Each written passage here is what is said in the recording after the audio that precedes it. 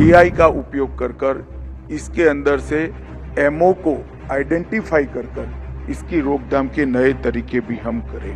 5 साल में लगभग 5000 साइबर कमांडोज तैयार करने का लक्ष्य रखा गया है। एक पुराना सूत्र था, नीड टू नो, इसकी जगह ड्यूटी टू शेयर ये आज के समय की मांग है। जो सस्पेक्ट रजिस्ट्री भी बनेगी वो हमारे कई सारे गुनेगारों को एक प्लेटफॉर्म पर लाने का काम करेगी। Bank, financial institutions, telecom company, internet service provider और पुलिस एजेंसी, ये सबको एक प्लेटफॉर्म पर लेकर ये सीएफएमसी का जो विचार रखा गया है, मुझे लगता है ये आने वाले दिनों में बहुत प्रमुख प्लेटफॉर्म साइबर अपराध की रोकथाम के लिए बनेगा।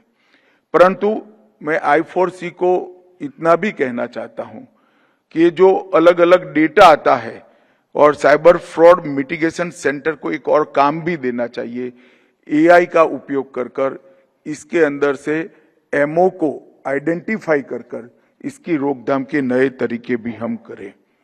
जैसा आगे बताया, साइबर कमांडो परियोजना का शुभारंभ हुआ है। 5 साल में लगभग 5000 साइबर कमांडोज तैयार करने का लक्ष्य रखा गया है और समन्वय प्लेटफॉर्म वो भी एक प्रकार से बहुत उपयोगी साबित होने वाला है। मैंने कई बार कहा है, एक पुराना सूत्र था, नीड टू नो, इसकी जगह ड्यूटी टू शेयर ये आज के समय की मांग है और इसके लिए समन्वय प्लेटफॉर्म से ज्यादा कारगर कोई उपाय हो नहीं सकता।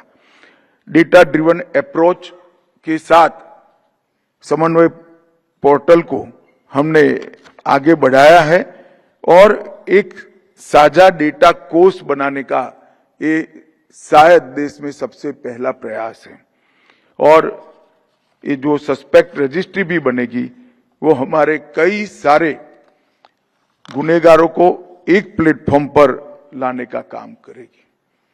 मित्रों, आज जो 4 इनिशिएटिव I4C और देश भर की पुलिस ने साथ में मिलकर ये लिए हैं, मैं मानता हूं कि ये लड़ाई को और पुख्ता और मजबूत और आगे आने वाले दिनों में इसको सफल बनाने में बड़ा योगदान करेंगे। हम थोड़ा पीछे मुड़कर देखें तो इंटरनेट उपभोक्ताओं की संख्या 31 मार्च 2014 को देश में 25 करोड़ थी और आज 31 मार्च 2024 को 95 करोड़ है। और जैसे डाउनलोड स्पीड बढ़ी है, कॉस्ट कम हुई है, इसके कारण डेटा की खपत में भी बहुत बड़ा बढ़ोतरी हुई।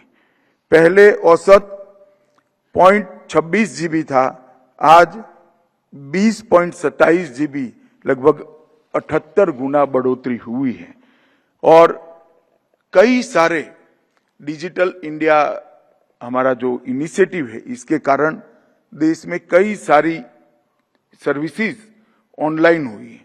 35 करोड़ जनधन खाते, 36 करोड़ रुपए डेबिट कार्ड, 2024 में एक यूपीआई के ट्रांजैक्शन को ही ले ले तो 20,64,000 करोड़ के रकम का लेन देन हमने डिजिटली किया है और 46% विश्व का डिजिटल ट्रांजैक्शन का वॉल्यूम आज भारत में हो रहा है।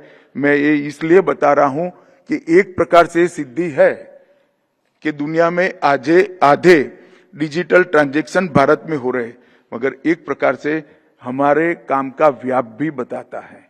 जब डिजिटल अकाउंट्स बढ़ते हैं, डिजिटल ट्रांजैक्शन बढ़ते हैं, तो डिजिटल फ्रॉड की सुरक्षा की रिक्वायरमेंट भी बहुत बढ़ जाती है।